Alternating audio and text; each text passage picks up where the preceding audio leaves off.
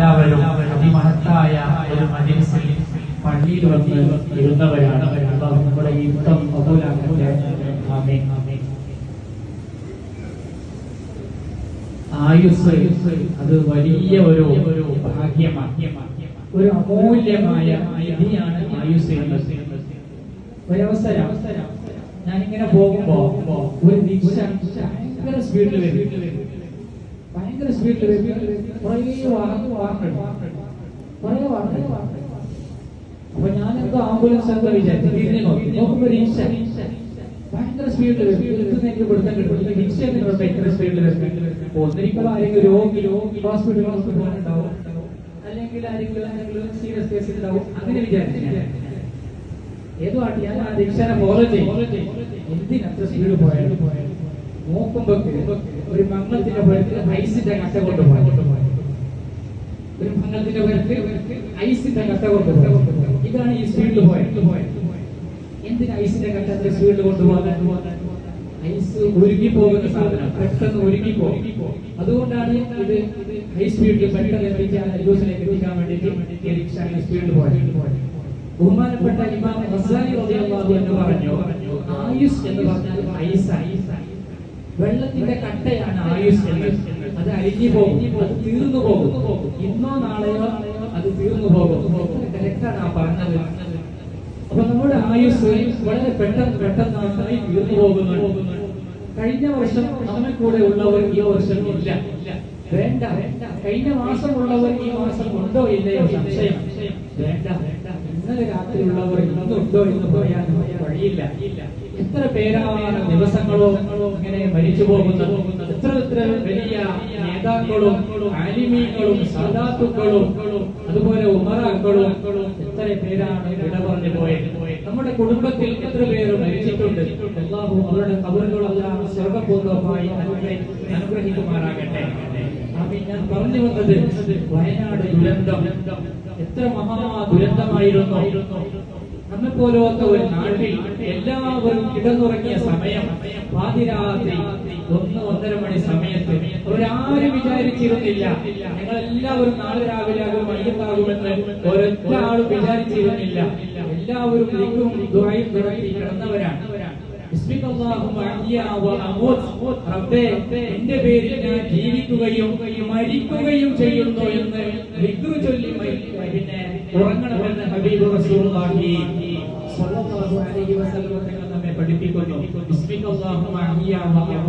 ഇതായിരിക്കണം ഉറങ്ങാൻ കിടക്കുന്നവന്റെ അവസാനത്തെ ദിക്ർ. അവർ ലാസ്റ്റായി പറയുന്നത് ഇതായിരിക്കണം. അതിന്റെ പിന്നെ സംസാരിക്കാൻ പാടില്ല. അപ്പൊ ആ ബിസ്മി ചൊല്ലി നാം ഉറങ്ങണം. ഒരു പക്ഷേ രാവിലെ എഴുന്നേൽക്കുമെന്ന് പറയാൻ കഴിയില്ല. വയനാട്ടിൽ വന്ന പോലത്തെ ദുരന്തം, അവിടെയുള്ള വെള്ളവും അവിടെയുള്ള കാറ്റും അവിടെയുള്ള ഭൂമിയും എല്ലാം നമ്മുടെ സുള്യത്തും ജട്ടിപ്പള്ളത്തും എല്ലാ ഭാഗത്തും ഉണ്ട് എന്ന് ഞാനും നിങ്ങളും ഉറപ്പിക്കണം. അതുപോലത്തെ സാഹചര്യം നമുക്കും വരാം. അല്ലാഹു കാത്തുരക്ഷിക്കട്ടെ. ആമീൻ. ദുആ ചെയ്യല്ലാതെ നിവൃത്തിയില്ല, ദുആയല്ലാതെ നമുക്ക് ആയുധമില്ല. അതുകൊണ്ട് ഒരു സത്യവിശ്വാസിയുടെ യഥാർത്ഥ ആയുധം പ്രാർത്ഥനയാണ്. എപ്പോ മരിക്കുമെന്ന് ആർക്കും പറയാൻ കഴിയില്ല. പക്ഷെ ഈ മരണം നന്നാക്കണം. അല്ലാഹു നമ്മുടെ മരണം നന്നാക്കുമാറാകട്ടെ. വിശുദ്ധ ഖുർആനിൽ അല്ലാഹു സുബ്ഹാനഹു വ തആല പഠിപ്പിക്കുന്നു, ഐനമാ തകൂനു യുദ്രികുമുൽ മൗത്ത് വലൗ കുൻതും ഫീ ബുറൂജിൻ മുശയ്യദാ. അടിമകളെ, നിങ്ങൾ എവിടെ പോയാലും എവിടെ ചെന്നാലും എവിടെ താമസമാക്കിയാലും നിങ്ങൾക്ക് മരണം, നിങ്ങൾക്ക് നിശ്ചയിച്ച ഒരു അവധിയുണ്ട്. അത് എത്തിക്കഴിഞ്ഞാൽ നിങ്ങളെ ആ മരണം പിടികൂടുക തന്നെ ചെയ്യും.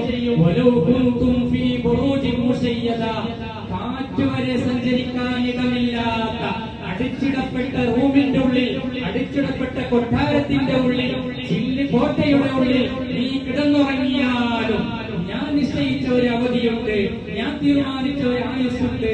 അത് കഴിഞ്ഞാൽ അതാ ബഹുമാനപ്പെട്ട ഇസ്രായീൽ അലൈഹിസ്സലാം എന്ന മലക്കിനോട് ഞാൻ നിന്റെ ആത്മാവ് പിടിക്കാൻ വേണ്ടി ഏൽപ്പിക്കപ്പെട്ടിട്ടുണ്ട്. ആ മലക്ക് നിന്നെ സമീപിക്കുക തന്നെ ചെയ്യുമെന്ന് വിശുദ്ധ ഖുർആനിൽ അല്ലാഹു തആല നമ്മെ വളരെ ഗൗരവത്തോടെ ഓർമ്മപ്പെടുത്തുന്നു.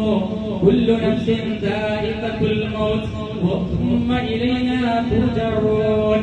എല്ലാ ശരീരവും അതാ മരണത്തിന്റെ രുചി നോക്കുന്നതാണ്. അല്ലാഹുവിലേക്കാണ് നമ്മുടെ മടക്കം. ഏത് സമയത്തോ ഞാൻ ഭൂമിയിൽ അഹങ്കരിച്ച് ജീവിക്കേണ്ടവനല്ല, ഞാൻ തോന്നിവാസം ചെയ്ത് ജീവിക്കേണ്ടവനല്ല, ഞാൻ ഇശാ നിസ്കാരം കളാക്കേണ്ടവനല്ല, ഞാൻ ഉമ്മ-ബാപ്പാനെ ധിക്കരിക്കേണ്ടവനല്ല, ഞാൻ പള്ളിയും മദ്രസയും അതിനെ ബഹുമാനിക്കേണ്ടവനാണ്, നാടിന് നന്മ ചെയ്യേണ്ടവനാണ് എന്ന നല്ല ഉത്തരവാദിത്വ ബോധത്തോടെ ഞാനും നിങ്ങളും വളരേണ്ടതാണ്. കാരണം എല്ലാ ശരീരവും ഏത് സമയത്തും മരിക്കാം. മരണത്തിന്റെ രുചി നോക്കാതെ ഒരൊറ്റ ശരീരവും അല്ലാഹുവിന്റെ ഭൂമിയിൽ ബാക്കി നിൽക്കൂല. അല്ലാഹുവാണ് നമ്മെ സൃഷ്ടിച്ചത്. എന്നിലേക്ക് നിങ്ങൾ മടക്കപ്പെടുക, നിങ്ങൾ എന്നിലേക്ക് വരാനുണ്ട്. അതുകൊണ്ട് വളരെ സൂക്ഷിച്ചായിരിക്കണം നിങ്ങളുടെ ജീവിതം എന്ന് വിശുദ്ധ ഖുർആനിൽ അല്ലാഹു സുബ്ഹാനഹു വ തആല നമ്മെ പഠിപ്പിക്കുന്നു.